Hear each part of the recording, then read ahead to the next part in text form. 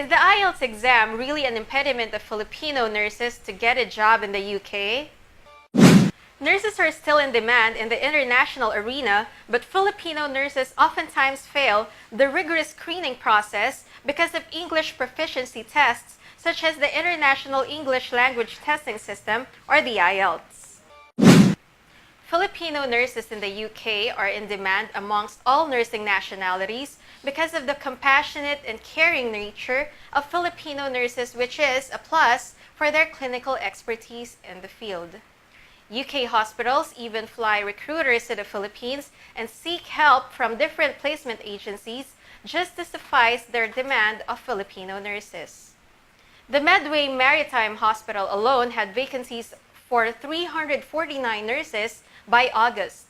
Once the nurses are hired, they are given a £3,000 recruitment and retention bonus paid over 26 months, flexible working hours, and a relocation loan. However, 90% of nurses who are recruited for the hospital failed the said language exams when 200 employment slots were offered during the hospital's recruitment drive in Metro Manila. NMC, or the Nursing and Midwifery Council, the regulator of all nursing and midwifery professions in the UK, requires all non-EU trained nurses to have a band score of 7 in each of the 4 subtests of the IELTS, namely in speaking, listening, reading, and of course, the most dreaded subtest of Filipino nurses, writing.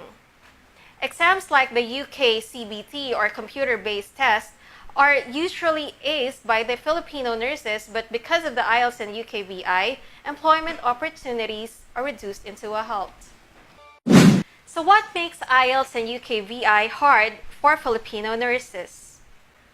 According to Mr. Christopher Pell of the world-renowned IELTS experts, the main problem is fluency, or speaking at a natural pace.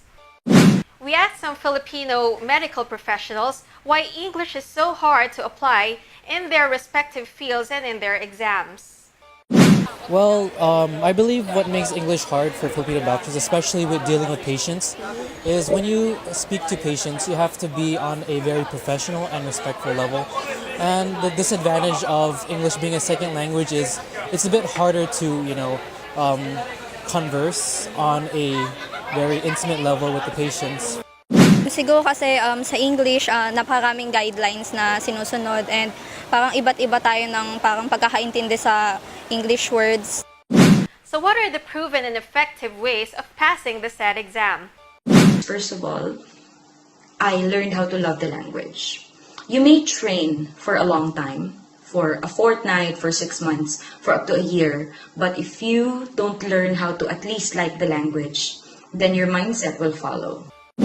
The IELTS test may be deemed as one of the hardest exams to be surpassed by Filipino professionals, but the key to acing this, according to the English experts in one of the leading review centers in the Philippines, the Carl Balita Review Center, or CBRC, is the joint effort of the dedicated student and the precise expertise of a hands-on coach during one-on-one mentoring sessions. We ask so you may know.